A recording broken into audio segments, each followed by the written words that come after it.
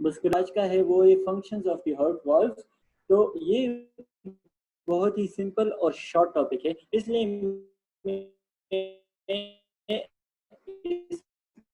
मैं आपके साथ थोड़ी सी एनाटॉमी फिर हम जो है ना वो बाद में करेंगे। फिजियो लेंथी तो अगर आप इसको जो है ना इसमें उस आज का जो टॉपिक है वो it is quite simple and easy, okay. और जब भी आपको कोई मसला हो ना तो आप क्वेश्चन पूछ लिया करें, अगर फिजिबल होता हुआ तो मैं उसी टाइम आंसर करूंगा, लेकिन अगर फिजिबल ना हुआ तो आखिर में करेंगे, ठीक है। चलो अभी क्लास शुरू करते हैं। Today we will discuss the functions of the heart valve, okay. So regarding the heart valves, this is a cross-sectional view of the heart valve. It is the side view and it is the top view of the heart valve. There are 4 heart valves in the heart. One is the tricuspid valve, one is the mitral valve, one is the pulmonary valve, and the other is the aortic valve. सही है?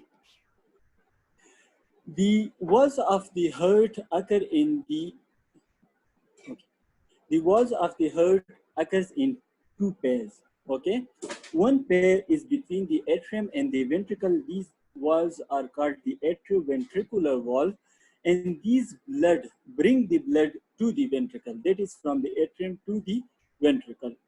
And the other pair is called the semilunar valve, which drain the blood from the ventricle to the pulmonary through pulmonary valve to the pulmonary trunk, and through the aortic valve to the aorta, okay, respectively.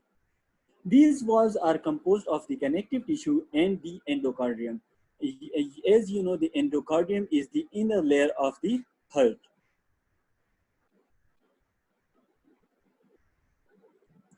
Okay, the walls of the heart are structure जो ये ensure करते हैं कि blood flow occur only in one direction.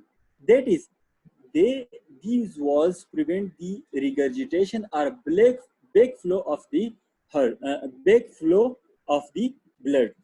Okay. The atrioventricular wall, as the name indicates, that these walls are present between the ये जो ये first number पे लिखा है कि the right atrium and the right atria communicate with the left and the right ventricle via left and right atrioventricular orifice respectively. ये right atria और left atria है, सही है। ये आप समझ गए होंगे, लेकिन ये यहाँ पे थोड़ा उल्टा लिखा है, सिर्फ इसीलिए बता रहा हूँ। लेकिन एज अ होल ये याद रखिए कि एट्रियोवेंट्रिकुलर वॉल्स जो होते हैं वो राइट एट्रियम और राइट वेंट्रिकल के दरमियान और लेफ्ट एट्रियम और लेफ्ट वेंट्रिकल के दरमियान जो होते हैं, सही है। These walls are closed during the ventricular contraction, that is systole. Ventricular contraction को दूसरा नाम systole भी कहते हैं और ventricular relaxation को diastole कहते हैं, ठीक है। तो ventricular contraction के दरमियान ये क्या होते हैं, atrioventricular walls जो होते हैं ये क्लोज होते हैं, और जब भी ये क्लोज होंगे तो ये फर्स्ट साउंड जो है ना वो जो फर्स्ट हर साउंड है due to the closure of the atrioventricular valve जो है ना वो होता है। ये बाद में हम जो जब हार्ट साउंड्स पढ़ेंगे ना तो उसमें आपको क्लियर हो जाएगा। लेकिन ये जो है ना ये 2 किस्म के होते हैं atrioventricular valve. These are namely the tricuspid valve or the right atrioventricular valve, or the mitral valve or the bicuspid valve, or the left atrioventricular valve.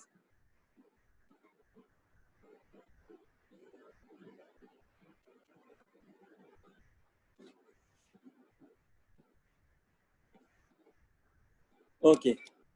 The atrioventricular valve or the mitral and bicuspid valve, as we have said earlier, they are supported by attachment of the fibrous cords. These fibrous cords are called the chordae tendineae, and the chordae tendineae are attached to the free edges of the walls of the cusps. Okay, this is a bit of anatomy. Okay, the chordae tendineae in turn is attached to a muscle called the papillary muscle, which are located on the anterior surface of the.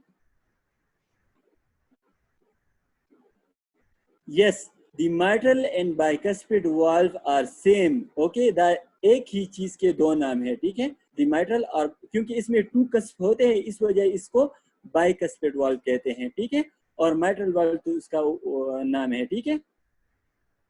अच्छा, the chordae tendon are in turn attached to a group of muscle called the papillary muscle, और ये papillary muscle anterior surface of the ventricles जो है ना वहाँ पे होते हैं।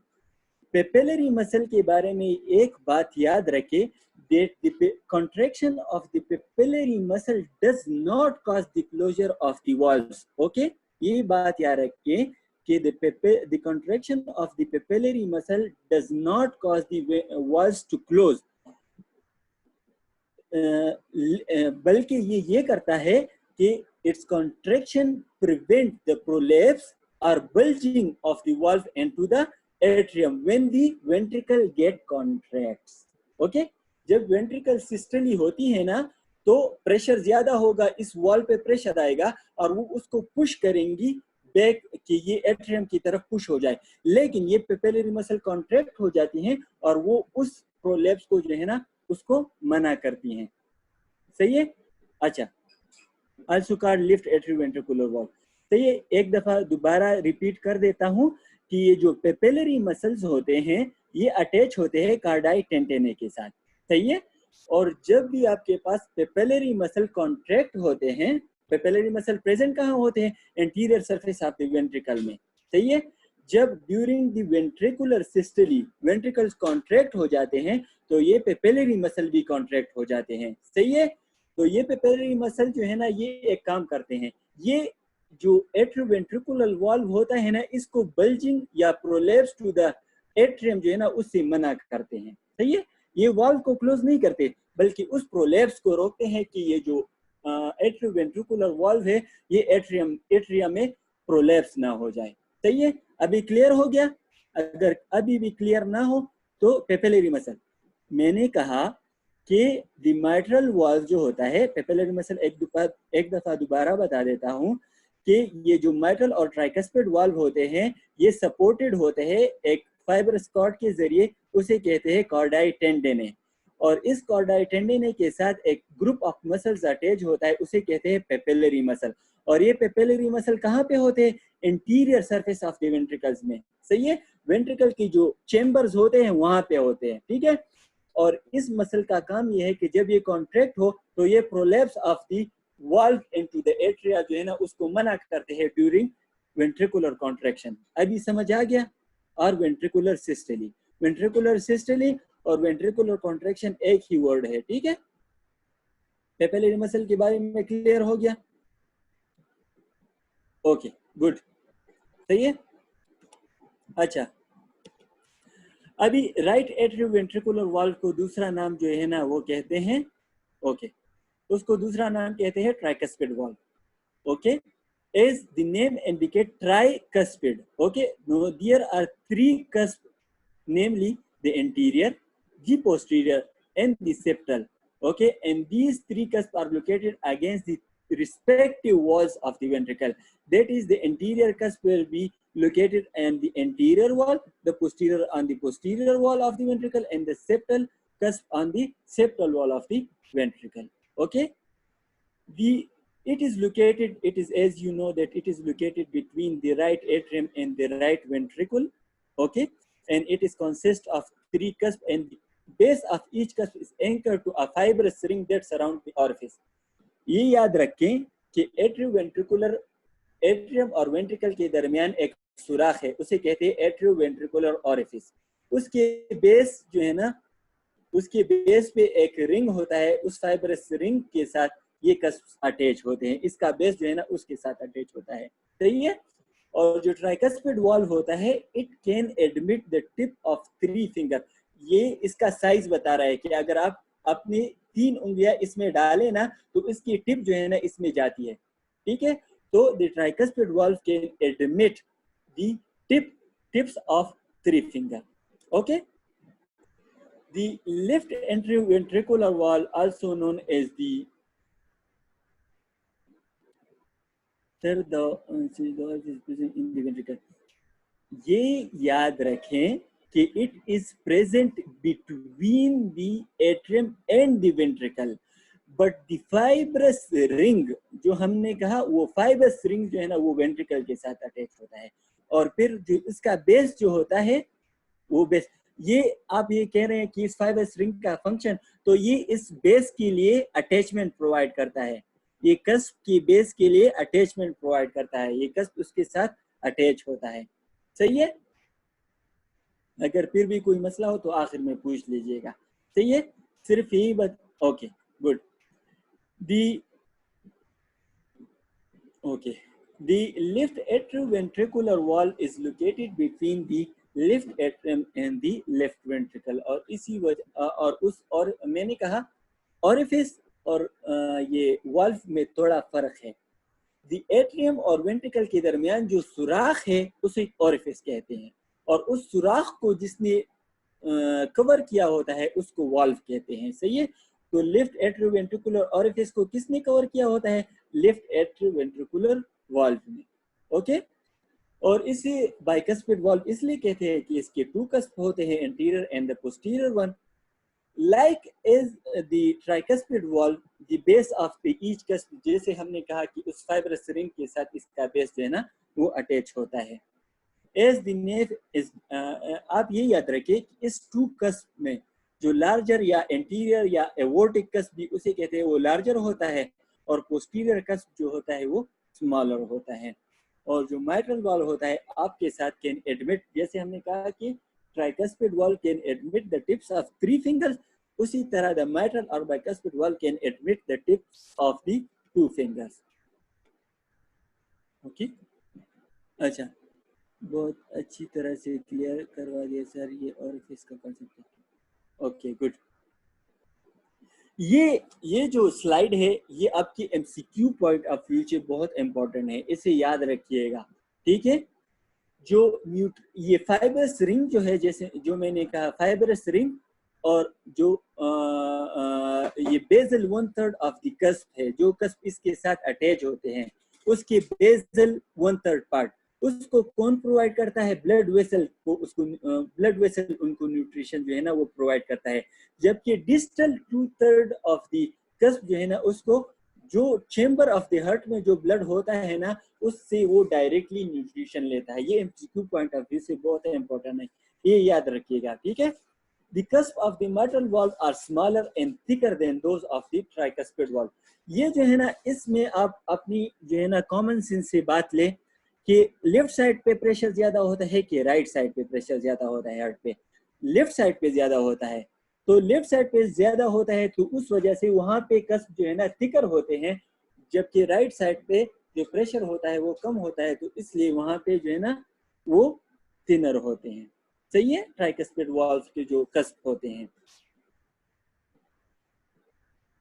ओके, एक दफा से फिर रिपीट कर देता हूं कि जो left side of the heart होता है वहां पे प्रेशर ज्यादा होता है, तो उस वजह से माइट्रल वाल्व के जो कस्प होते हैं वो तो स्मॉलर होते हैं लेकिन थिकर होते हैं, ताकि उस ज्यादा प्रेशर को जो है ना उसके साथ वो मुकाबला करे। ठीक है, जबकि ट्राइकस्पिड वाल्व जो होते हैं उसके कस्प जो होते हैं वो थिनर होते हैं, क्योंकि वहां पे प्रेशर उतना नहीं होता। ठीक है, कामरान खान क्लियर हो गया? अगर bicuspid two layer thicker and stronger, 1/3 वाला 1/3 वाला जो मैंने ये याद रखें कि ये कस्प जो है ना वो फाइब्रस रिंग के साथ अटैच होते हैं, ये तो क्लियर है ना। और फाइब्रस रिंग्स के साथ जो साइड अटैच होता है उसको बेजल साइड कहते हैं, उसको बेजल साइड कहते हैं। और जो ल्यूमेन की तरफ या सेंटर की तरफ कस्प का जो पोर्शन है ना उसे डिस्टल पार्ट कहते हैं। तो बेजल 1/3 को कौन सप्लाई करते हैं? ब्लड वेसल, जो नॉर्मली मायोकार्डियम के मसल्स को सप्लाई करते हैं ना वो भी इसी को सप्लाई करते हैं। लेकिन जो डिस्टल 2/3 है ना उसको जो चेंबर में जो ब्लड होता है उससे वो न्यूट्रिशन लेता है। अभी समझ आ गया? कामरान अभी क्लियर हो गया? इंशाल्लाह क्लियर हो गया होगा। अगर कोई भी मसला फिर भी है ना तो अपने साथ नोट कर लें, क्लास के आखिर में फिर से पूछ लीजिएगा, ठीक है। और जो कस्प होते हैं, मैंने कहा कि कस्प क्योंकि प्रेशर लेफ्ट साइड पे ज्यादा होता है, राइट साइड पे कम होता है, ठीक है, ये तो क्लियर है ना। तो लेफ्ट साइड पे जो कस्प होते हैं वो स्मॉलर और थिकर होते हैं than those on the tricuspid valve. Okay, अच्छा चलिए अभी आगे चलते हैं, ठीक है, क्लास जो है ना वो आगे बढ़ाते हैं, ठीक है।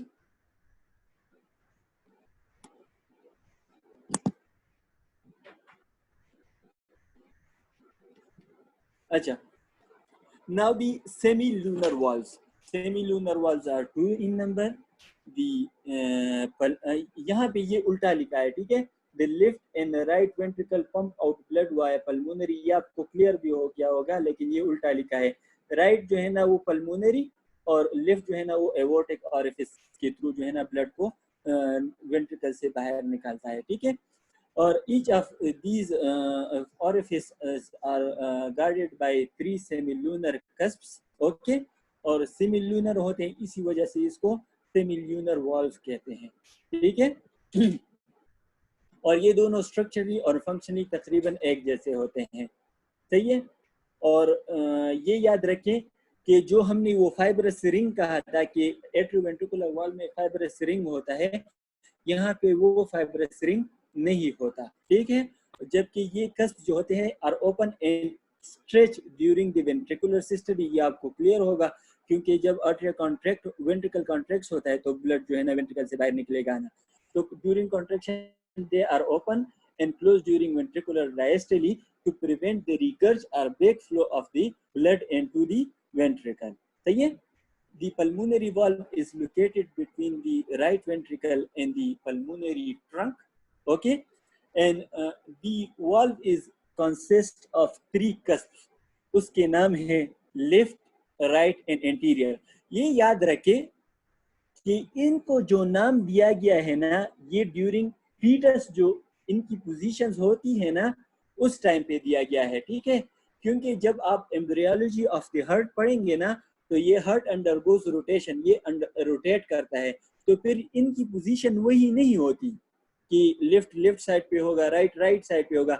लेकिन जो फीटल स्टेज में इनकी जो पोजीशंस है ना, ये उन पे इनको ये नाम दिए गए हैं, ठीक है। अगर ये बात अभी याद ना रखे तो भी कोई मसला नहीं है, ठीक है। और जो ब्लड जो है ना वो राइट एट्रियम से राइट वेंट्रिकल और फिर राइट वेंट्रिकल से पल्मोनरी ट्रंक की तरफ यू शेप में जाता है, ठीक है। ये याद रखें कि blood passes from the right atrium to the right ventricle and then from the right ventricle to the pulmonary trunk in U-shaped path. Okay. Now the aortic valve. The aortic valve is located between the left ventricle and the ascending aorta. Okay, और उसके भी 3 cusp होते हैं, right, left and posterior. और जो right, अच्छा ये याद रखें कि अगर आपने blood supply of the heart पढ़ा हो ना तो आपने ये पढ़ा होगा कि at the root of the aorta there are sinuses, okay. उस साइनसेस जो है ना फिर राइट और लेफ्ट कोरोनरी आर्टरी जो है ना वो ओरिजिनेट होता है और फिर वो हार्ट की मायोकार्डियम को जो है ना वो सप्लाई करते हैं, ठीक है, हार्ट को सप्लाई करते हैं। अगर ना पढ़ा हो तो जब आप ये blood supply of the heart पढ़ेंगे ना तो उसमें आपको ये क्लियर हो जाएगा। लेकिन यहाँ पे भी अपकमिंग स्लाइड में इसके बारे में थोड़ा सा मैं आपको बता दूंगा, ठीक है। ओके गुड, अच्छा पढ़ा है। तो the right and left aortic sinuses mark the origin of the right and left coronary artery। और जो right coronary artery जो होता है वो anterior coronary aortic sinus से originate होता है और left coronary artery जो होती है वो left posterior जो aortic sinus होता है उससे originate होता है, ठीक है। इस sinuses के 2 फायदे हैं, ठीक है। एक तो ये फायदा कि ये जो मायोकार्डियम को ब्लड सप्लाई होता है इससे, ठीक है, कोरोनरी आर्टरीज को। दूसरा इसके साथ ये होता है कि चूंकि जब ये क्या कहते हैं उसे, जब ये वेंट्रिकल ब्लड को जो है ना एवोर्टा में या एवोर्टा में धकेलता है ना तो वो बहुत ज्यादा प्रेशर के साथ करता है। तो इस साइनसिस का दूसरा फायदा ये है कि ये जो कस्प है ना ये एवोटिक वाल्व के साथ फिर वो ना चिपक ना जाए, ठीक है। इस साइनेसिस की वजह से वो चिपकते नहीं है। तो दो काम हो गए, ये एक ये उस चिपकने को रोकता है, और दूसरा जो है ना आपके पास ये कोरोनरी आर्टरीज के थ्रू जो है ना मायोकार्डियम या कार्डियक सप्लाई जो है ना वो करते हैं, सही है। और जब as the blood recoil during the ventricular diastole, तो it fill the aortic sinuses and which in turn enter the coronary artery and then supply the myocardium. ये अच्छा, ये जो मैंने अभी ये पॉइंट कहा ना, ये अपकमिंग स्लाइड में दोबारा आएगा, तो वहां पे आपको क्लियर हो जाएगा। अगर वहां पे भी क्लियर ना हुआ ना, तो फिर आप मुझे फिर पूछ लीजिएगा, ठीक है। अनवर अली, और ये सेकंड फंक्शन अभी अपकमिंग स्लाइड में आपको क्लियर हो जाएगा, ठीक है। अगर ना क्लियर हुआ तो फिर पूछ लीजिएगा, ठीक है।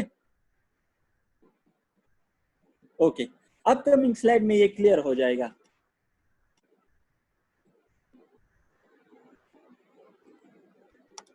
अच्छा,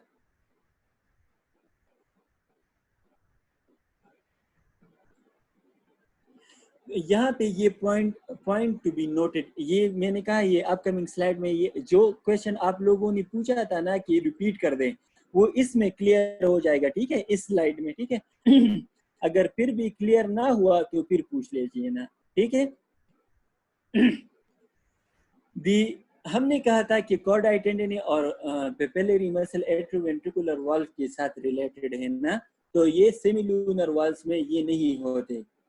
ये बात याद रखें कि अगर आपसे ये पूछ लेना कि एट्रोवेंट्रिकुलर वाल्व की रिगर्जिटेशन और बल्जिंग टू द एट्रियम कौन रोकता है, तो आप कहेंगे पेपिलरी मसल, ठीक है। लेकिन अगर आपसे ये पूछ लिया जाए कि कौन से वो स्ट्रक्चर्स है जो प्रिवेंट करते हैं the regurgitation of blood through the semilunar valve, तो वो है there connection to the side of the cusp to the atrial valve, ठीक है। इस कस्प के साइड्स पे एट्रियल वाल्व के साथ कनेक्शंस होते हैं, और उस कनेक्शन के थ्रू की वजह से ये prevention of the regurgitation of blood करते हैं, ठीक है। तो इन दोनों में फर्क है। एट्रोवेंट्रिकुलर वाल्व की रिगर्जिटेशन और बल्जिंग ऑफ द वाल्व कौन रोकता है, पेपिलरी मसल। और सेमिलूनर वाल्व के कौन रोकता है, the connection of the side of the cusp to the atrial valve. ये भी एमसीक्यूज पॉइंट ऑफ व्यू से इंपॉर्टेंट है, ठीक है। regurgitation is the back flow, okay, regurgitation is the back flow, मतलब ये है एट्रियम से तो बैक फ्लो, गुड वकार। एट्रियम से वेंट्रिकल में ब्लड आता है ना, और ये इस वाल्व का काम क्या है कि ये वेंट्रिकल से ब्लड एट्रियम में चला ना जाए, ठीक है। तो इस back flow from the ventricle to the atrium उसको कहते हैं रिगर्जिटेशन, ओके। अभी ये जब आगे हम ये मर्टल वाल्व की मसले को थोड़ा सा वो डिस्कस करेंगे ना, उसमें आपको फिर भी क्लियर हो जाएगा, ठीक है। अच्छा, opposite to the cusp, the root of the pulmonary trunk and ascending aorta, okay. मैंने जो कहा कि root of the pulmonary trunk and aorta में क्या होता है, वहां पे डायलेटेशंस होती हैं, उसे कहते हैं साइनसिस। वो अभी क्लियर हो जाएगा आपको, ठीक है। अगर बल्जिंग नहीं होगा तो एट्रिया में प्रेशर कैसे इंक्रीज होगा, तो मतलब मैं उसामा खान में इस समय क्वेश्चन का मुझे समझ नहीं आया, लेकिन ये बात याद रखें कि अगर ये तो बल्जिंग की वजह से प्रेशर इंक्रीज नहीं होता, जब भी आपके पास वाल्व क्लोज हो जाएगा तो ऑटोमेटिकली वहां पे ब्लड अकोमुलेट होगा, और जब ब्लड अकोमुलेट हो जाएगा तो प्रेशर तो उसकी वजह से एट्रिया में आता है, ठीक है, इस बल्जिंग की वजह से नहीं आता, ठीक है। उसामा आप भी क्लियर हो गया। जब वाल्व क्लोज होंगे, ठीक है, और ब्लड एक चेंबर में अकोमुलेट होगा, तो उस वजह से उसमें प्रेशर इंक्रीज होगा, ना कि बल्जिंग की वजह से, ठीक है। अगर फिर भी क्लियर ना हुआ हो तो बाद में पूछ लेना, ठीक है। अच्छा, तो इस साइनसिस का काम क्या है, ठीक है? These the blood in these sinuses prevent the cusp from sticking to the wall of the great vessel. वो दूसरा काम जो आप पूछ रहे हैं ना कि दूसरा फंक्शन क्या है, वो ये है, ठीक है? एक तो एवोटा जो है ना, एवोटिक साइनसिस के थ्रू एवोटिक आर्टरीज को, कोरोनरी आर्टरीज को ब्लड सप्लाई करता है, वो माइकार्डियम को सप्लाई करता है। जबकि दूसरा काम ये है कि blood in this type of sinuses prevent the cusp from sticking to the wall of the blood vessels, great vessels. Great vessels क्या है? एवोटा और पल्मोनरी ट्रंक। अभी समझ आ गया ना? वो दूसरा फंक्शन ये है, ठीक है? अगर अभी भी क्लियर ना हो तो फिर पूछ लेना, ठीक है? Okay, good. और जो इंटीरियर एवोटिक साइनस है provide the origin of the right coronary artery, जैसे मैंने पहले कहा, और left posterior aortic sinus provide the origin of the left coronary artery. Okay, अभी these are very much important, these upcoming slides are very much important, ठीक है? इसमें हम पढ़ेंगे कि जो हार्ट साउंड प्रोड्यूस होते हैं वो किस किस टाइम प्रोड्यूस होते हैं, ठीक है? और किस वजह से प्रोड्यूस होते हैं, सही है? तो अभी हम ये पढ़ेंगे, ठीक है? अच्छा, ये बात मैंने आपको पहले भी कहा कि opening of the valves does not produce any sound, okay, but the closure of the valve produces sound, okay. The veins of the valves and the surrounding fluid. Sir atrial pressure graph में तो सी wave bulging की वजह से होता है। अच्छा, आप उस जो है ना वो क्या कहते हैं उसको, जगुलर वीनस प्रेशर के बारे में कह रहे हैं। लेकिन ये बात याद रखें कि बल्जिंग तो होती है क्योंकि प्रेशर तो ज़्यादा है, ठीक है? लेकिन चूंकि जब वेंट्रिकुलर सिस्टली होता है ना तो वहाँ पे प्रेशर बहुत ज़्यादा होता है, ठीक है? तो अगर ये पेपिलरी मसल ना होते तो वो कंप्लीटली प्रोलैप्स करता, ठीक है? ये उसमें थोड़ा कमी लाता है, ठीक है? उसामा अभी क्लियर हो गया?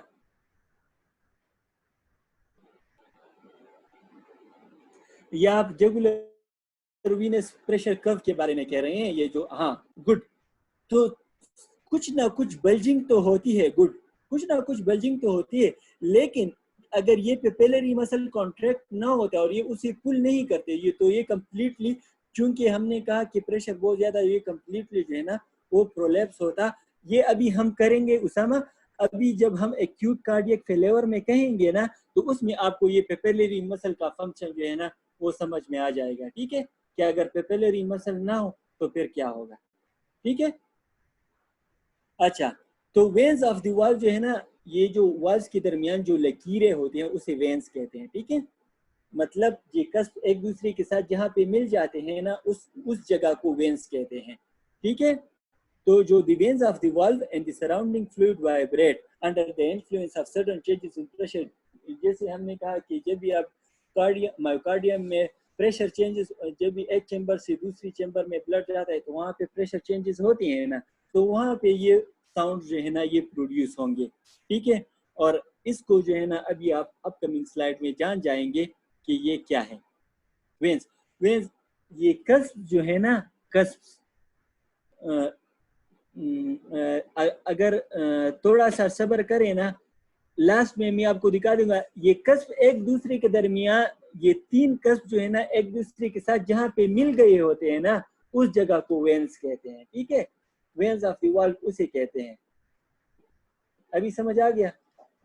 Okay, good. अच्छा, तो फर्स्ट हार्ट साउंड जो है ना वो क्यों प्रोड्यूस होता है? The first heart sound is caused by the closure of the atrioventricular walls, that is the tricuspid and the mitral valve when the ventricles contract. मैंने आपको ये बात कही थी कि closure of the walls produces sound, opening जो है ना वो does not produce sound normally. ये बात याद रखिए, ठीक है?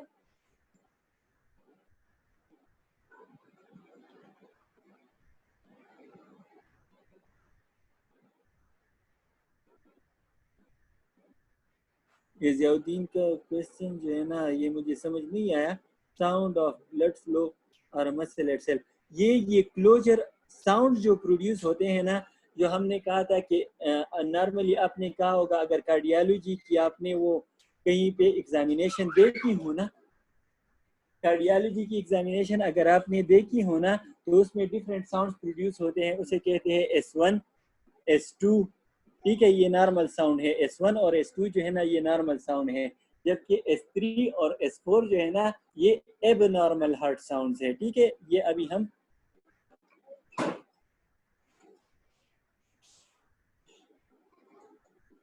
यार ये आप इतनी वो अजीब क्वेश्चन कर रहे हैं ना कि why only closure produces sound.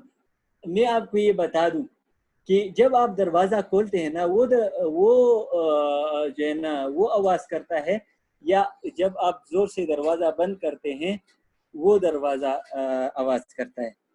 जब दरवाजा बंद होता है दरवाजा, गुड, तारा खान ने बहुत ही अच्छा रिस्पॉन्स दिया, जस्ट लाइक द डोर। जब दरवाजा बंद होता है वो जो है ना वो साउंड प्रोड्यूस करता है नॉर्मली। ये बात याद रखिए, मैं बार बार कह रहा हूँ कि नॉर्मली। ठीक है, एबनॉर्मली हार्ट साउंड जो है ना वो इंशाल्लाह जब हम अपकमिंग स्लाइड में आएंगे ना तो उसमें आपको समझ आ जाएगा, क्योंकि टाइम थोड़ा कम है। ठीक है, तो अब हम थोड़ा सा जल्दी जल्दी से इसे पढ़ेंगे। ठीक है, तो सिर्फ ये याद रखें कि फर्स्ट हार्ट साउंड कब प्रोड्यूस होगा, एट्रियोवेंट्रिकुलर वाल्व की क्लोजर की वजह से। ठीक है, ये एमसीक्यू पॉइंट है कि first heart sound S1 is produced due to the closure of the atrioventricular valve. Okay, ये बात याद रखें। ये बात याद रखें कि जो माइट्रल वाल्व होता है ये ट्राइकस्पिड वाल्व से थोड़ा जल्दी बंद होता है, तो उस वजह से S1 साउंड कभी कभी स्प्लिट हो सकता है। ठीक है, कभी कभी स्प्लिट हो सकता है। ये मैं उस साउंड्स की बात कर रहा हूँ ना, जब आप किसी के हार्ट के ऊपर स्टेप रखेंगे ना और वो साउंड प्रोड्यूस करता है, वो कहते हैं लब डब लब डब लब डब, वो S1 और S2 है। ठीक है, अच्छा अच्छा, तो ये साउंड जो होता है इसकी वाइब्रेशन लो इन पिच होती है और थोड़ा लंबा होता है। ठीक है, गुड, अच्छा। The second heart sound is caused by the aortic and the pulmonary valve closure at the end of the systole। ज्यादातर S1 साउंड जो होता है ना वो क्या होता है, वो स्प्लिट नहीं होता, वो नॉर्मली एक ही साउंड आता है। लेकिन S2 साउंड जो होता है ना वो जो एवोटिक और पल्मोनरी वाल्व की वजह से प्रोड्यूस होता है वो जो है ना वो स्प्लिट होता है। क्योंकि ये क्यों स्प्लिट होता है, क्योंकि इंस्पायरेशन जब करता है बंदा ना तो ये पल्मोनरी वाल्व कुछ देर बाद बंद होता है, जबकि एवोटिक वाल्व जो है ना वो पहले बंद हो जाता है। एवोटिक वाल्व पहले बंद हो जाता है और पल्मोनरी वाल्व जो होता है वो इंस्पायरेशन की वजह से थोड़ा डिले बंद हो जाता है, और इस वजह से S2 heart sound is always split. इस बात पे अगर समझ ना आई हो तो दोबारा पूछ लीजिए। लेकिन second heart sound is also known as the S2 heart sound. Okay, और ये good, very good, repeat. Okay, ये एवोटिक वाल्व और पल्मोनरी वाल्व के क्लोजर की वजह से होता है। एवोटिक वाल्व जल्दी बंद हो जाता है और पल्मोनरी वाल्व इंस्पायरेशन की वजह से, ये बात याद रखें, इंस्पायरेशन की वजह से थोड़ा बाद में बंद हो जाता है, तो इस वजह से S2 हार्ट साउंड स्प्लिट होता है। ओके, ये मैं ये बता रहा था। ये चूंकि ये वाल्व्स रैपिडली क्लोज होते हैं और सराउंडिंग वाइब्रेट भी थोड़ी शॉर्ट पीरियड ऑफ टाइम के लिए करते हैं, तो ये रैपिड स्नैप साउंड होते हैं। ठीक है, थोड़े जल्दी खत्म होते हैं। और जो थर्ड हार्ट साउंड है वो it is due to the rapid flow from the atria to the ventricle. It is due to the rapid flow. ये चिल्ड्रन में नॉर्मल होता है और एडल्ट्स में डिजीज स्टेट में होता है। और चिल्ड्रन में इसे एक खास नाम कहते हैं, उसे कहते हैं Gallup rhythm. Okay, Gallup rhythm इसको कहते हैं। इस थर्ड हार्ट साउंड जब प्रोड्यूस होता है उसको गैलप रिदम कहते हैं। ये चिल्ड्रन में नॉर्मल होता है और जब भी एडल्ट्स में आएगा ना तो वो डिजीज सेट है होगा, लाइक माइट्रल रिगर्जिटेशन और हार्ट फेलियर। अगर एक पेशेंट है उसको हार्ट फेलियर है या मेटल रिगर्जिटेशन है तो उसमें थर्ड हार्ट साउंड जो है ना वो प्रोड्यूस होगा। सिंपली ये चीजें याद रखिए, ठीक है, ये एमसीक्यू पॉइंट ऑफ व्यू से बहुत इंपॉर्टेंट है, ठीक है। The fourth heart sound is also the pathologic heart sound. It occurs in the late diastole. It is also known as the atrial click and it is associated with the जब ये children में ये normal होता है, ठीक है यार,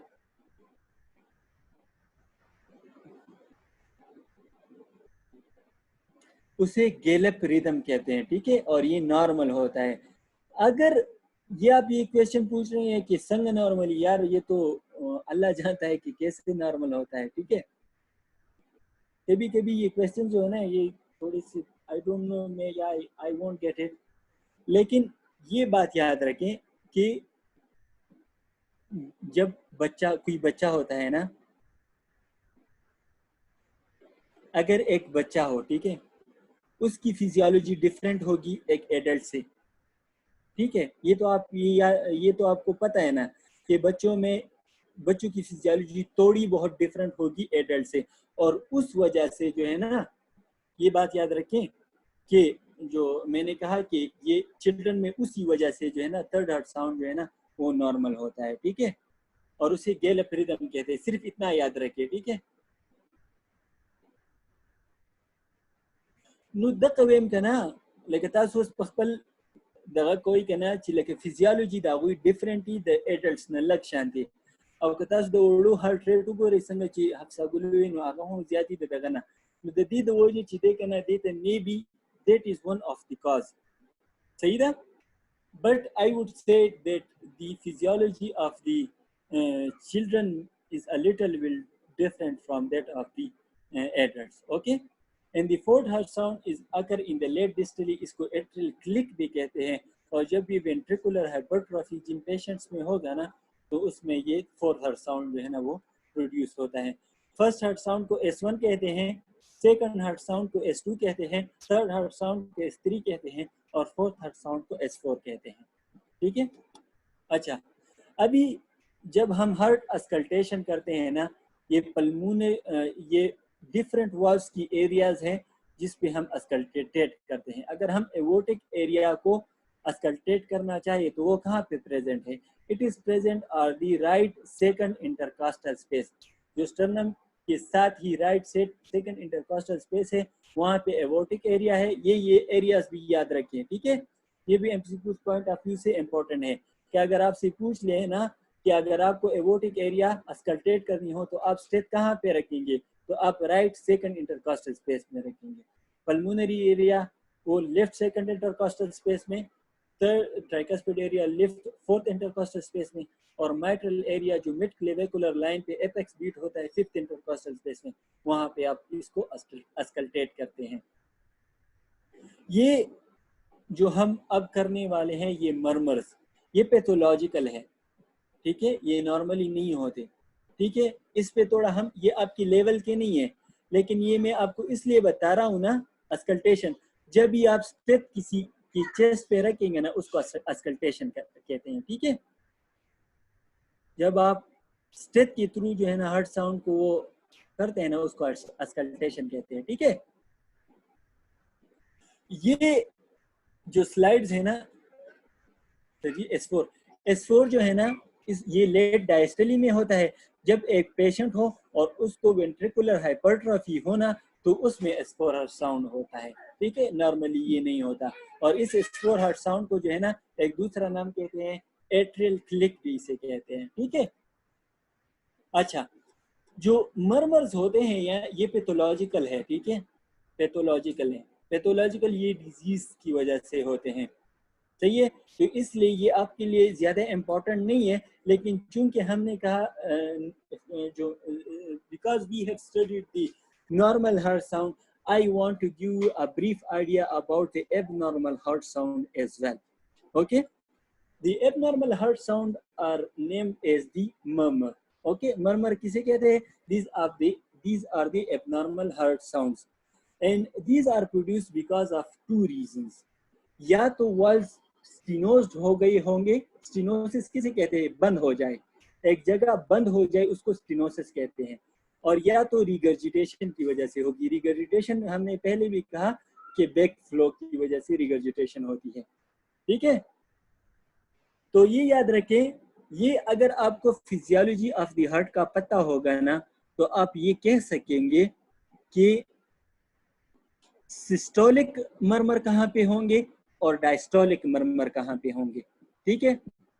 तो जो एवोटिक और पल्मोनरी स्टेनोसिस जहाँ पे हो जाए तो मरमर इज हर्ड ड्यूरिंग सिस्टोली, क्योंकि ये अभी आपको समझ आएगा, क्योंकि ये एट्रियम जो वेंट्रिकल बंद जगहों के थ्रू अपने ब्लड को निकालने की कोशिश करेगा। तो नॉर्मली तो हमने कहा था कि अगर ओपनिंग जो है ना वो साउंड्स प्रोड्यूस नहीं करते, लेकिन यहाँ पे पैथोलॉजी है, क्यों कि ये बंद हो गए हैं। तो उस बंद जगह से जब ये वेंट्रिकल ब्लड को पास करेगा ना तो वो साउंड्स प्रोड्यूस करेगा। तो वो कहाँ कब प्रोड्यूस करेगा, सिस्टोलिक जब वेंट्रिकल कॉन्ट्रैक्ट होंगे ना, क्योंकि पल्मोनरी और एवोटिक वॉल में कब ब्लड जो है ना जाता है, सिस्टोलिक जब वेंट्रिकुलर सिस्टोली होती है ना, वेंट्रिकुलर कॉन्ट्रैक्शन होती है, तो उस वजह से इसमें सिस्टोली या वेंट्रिकुलर कॉन्ट्रैक्शन के दरमियान इसमें साउंड जो है ना वो प्रोड्यूस होंगे, उसको मरमर्स कहते हैं।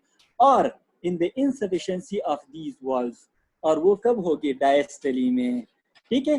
तो डायस्टली में क्या होता है, ये वॉल्व्स बंद हो जाते हैं ना, अगर फिर भी इसमें ब्लड पास होगा तो वो जो है ना साउंड प्रोड्यूस करेगा, ठीक है। I hope you understand. और इसके अपोजिट अगर स्टेनोसिस ऑफ द मिटरल और ट्राइकस्पिड वाल्व हो जाए, यस गुड, ओके, ये लास्ट में एक और स्लाइड है, वहां पे भी आपको क्लियर हो जाएगा। अगर आपके साथ मिटरल और ट्राइकस्पिड वाल्व की स्टेनोसिस हो जाए, ठीक है, गुड, तो मरमर्स होंगी ड्यूरिंग द डायस्टली, क्योंकि डायस्टली में क्या होता है, ये बंद होते हैं ना, ठीक है, just like the earlier one, कि अगर मिटरल और ट्राइकस्पिड वाल्व की स्टेनोसिस हो जाए ना तो it is heard during the diastole, क्योंकि डायस्टली में क्या होता है, ये एट्रिया से वेंट्रिकल में ब्लड आता है, तो इस वजह से ये डायस्टली में ये साउंड जो है ना ये प्रोड्यूस होंगे। और या तो स्टेनोसिस जब ये वॉल्व्स बंद हो जाए ना उसको स्टेनोसिस कहते हैं। अपकमिंग स्लाइड्स में इसके जो है ना पिक्चर्स है, आपको समझ आ जाएगा, ठीक है। और जो है ना अगर इसकी इनसफिशिएंसी हो, मतलब ये सही से बंद ना होते हो, तो ड्यूरिंग सिस्टली इसमें back flow of the blood होगा। अभी समझ आ गया। अभी अब आगे जाते हैं क्योंकि स्लाइड्स अभी बाकी हैं और काम बहुत कम है, ठीक है। माइट्रल स्टेनोसिस, जब भी आपके साथ माइट्रल वाल्व क्लोज हो जाता है, ये आपके लिए इम्पोर्टेंट नहीं है क्योंकि ये पैथोलॉजी है, लेकिन सिर्फ ये याद रखें कि जब आपके साथ माइट्रल वाल्व क्लोज होगा तो लिफ्ट एट्रियम में प्रेशर जो है ना वो ज्यादा हो जाएगा, ठीक है, और फिर लिफ्ट एट्रियम बड़ा हो जाएगा, ठीक है, क्योंकि वहां से ब्लड जो है ना लिफ्ट वेंट्रिकल में सही से नहीं आएगा। तो वो जब इनलार्ज होता है तो वो एसोफेगस को उसके पीछे जितनी भी स्ट्रक्चर्स हो उसको कंप्रेस करेगा, जैसे कि एसोफेगस है उसकी वजह से डिफिकल्टी इन स्वॉल्विंग होगी, शॉर्टनेस ऑफ ब्रेथ है क्योंकि ये एयरवेज को कंप्रेस करेगा, और ये लिफ्ट रिकरेंट लेरेंजियल नर्व को कंप्रेस करेगा, उसको ऑटनर सिंड्रोम करते हैं और उसे कहते हैं हॉर्सनेस ऑफ वॉइस। लेकिन ये आपके लिए इंपॉर्टेंट नहीं है, ठीक है, इस पे आप ज्यादा ध्यान ना दें, ठीक है। ये आप इंशाल्लाह जब पैथोलॉजी पढ़ेंगे ना तो उसमें आपको क्लियर हो जाएगा। अच्छा, ट्राइकस्पिड स्टेनोसिस, जब भी आपके साथ ट्राइकस्पिड वॉल्व बंद हो जाता है, ठीक है, और right atrium to right ventricle blood reduce हो जाता है, तो क्या होगा, बैक प्रेशर क्रिएट होगा और राइट एट्रियल प्रेशर जो है ना वो ज्यादा हो जाएगा, और फिर उसकी वजह से सिस्टेमिक वीनस कंजेशन, ये आप जो है ना क्या क्या कहते हैं उसे, आप कॉमन सेंस से ये इस पे सोचिए ना कि अगर राइट एट्रियम से नीचे ब्लड नहीं जा रहा तो वो बैक प्रेशर क्रिएट करेगा और वो systemic Venus congestion, systemic veins होते हैं वहाँ पे ब्लड जो है ना अकम्युलेट होगा, क्योंकि हार्ट जो है ना वो प्रॉपरली उसको पास नहीं करेगा और उस वजह से राइट हार्ट फेलियर होता है।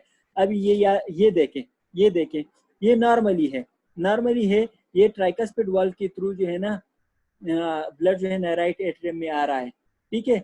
लेकिन ये यहाँ पे ये याद रखिए ये थोड़ा बंद हो गया है, ये स्टिनोज हो गया है। तो पहले इतना ज्यादा ब्लड यहाँ से आ रहा था, अब यहाँ पे इतना कम आ रहा है, तो इसको स्टिनोसिस कहते हैं, ठीक है। Aortic stenosis is the accumulation of blood in the left ventricle, और इसको डायलेटेशनल हाइपरट्रॉफी होगी क्योंकि कार्डियक आउटपुट डिक्रीज होगा, ठीक है। जब कार्डियक आउटपुट डिक्रीज होगा क्योंकि एवोर्टा के में ब्लड ज्यादा नहीं जा पाएगा, तो उस वजह से जब ब्लड ज्यादा नहीं जा पाएगा एवोर्टा में तो बॉडी को सप्लाई नहीं करेगा और वो बंदा जो है ना फेंट होगा ऑन एक्सर्शन, ठीक है, क्योंकि ब्लड सप्लाई उसको प्रॉपरली जो है ना नहीं जा रही, ठीक है। ये तो पैथोलॉजिकल है, लेकिन ये याद रखें, ये देखें कि ये जो एओर्टिक वाल्व है यहाँ पे बंद हो गया है, स्टेनोज हो गया है, ठीक है। पल्मोनरी स्टेनोसिस उसी ये जो है ना ये नॉर्मली नहीं होता, ये they are always congenital and is a part of the tetralogy of Fallot. Tetralogy of Fallot वो कॉन्जेनिटल हार्ट डिजीज में आप पढ़ेंगे, ठीक है। उसमें 4 कंडीशंस होती हैं, 4 चीजें होती हैं। पल्मोनरी स्टेनोसिस उसमें राइट वेंट्रिकुलर हाइपरट्रॉफी, उसमें पल्मोनरी स्टेनोसिस होता है, राइट वेंट्रिकुलर हाइपरट्रॉफी होते हैं, ओवरराइडिंग ऑफ एओर्टा होते हैं, एंड जो है ना ब्लड जो है ना लेफ्ट टू राइट शंट होता है। लेकिन वो छोड़े, लेकिन पल्मोनरी स्टेनोसिस जो है ना वो कब होगा, ये कंजेनिटल होता है और टेट्रालॉजी ऑफ फेलो में होगा, ठीक है। और ये it lead to the hypertrophy of the right ventricle, ठीक है, क्योंकि वो बंद जगह से राइट वेंट्रिकल जो है ना वो बंद जगह से ब्लड को पास करने की कोशिश करेगा, तो उसको ज्यादा फोर्स चाहिए होगी और उस वजह से उसकी हाइपरट्रॉफी हो जाती है, ठीक है। तो ये जो है ना वो एग्जांपल है, पल्मोनरी स्टेनोसिस आपको दिखा रहा है, ठीक है। टेट्रालॉजी ऑफ फेलो आप इंशाल्लाह जब कंजेनिटल हार्ट डिजीजेस पढ़ेंगे ना पैथोलॉजी में, उसमें कहेंगे इसमें 4 कंडीशंस होती हैं और वो सब जो है ना क्या करते हैं, ये ब्लड जो है ना इसके ऑक्सीजनेशन को कम करते हैं, ठीक है। और उसमें 4 चीजें होती हैं, pulmonary stenosis, right ventricular hypertrophy, overriding of the aorta and left to right shunt होता है, ठीक है।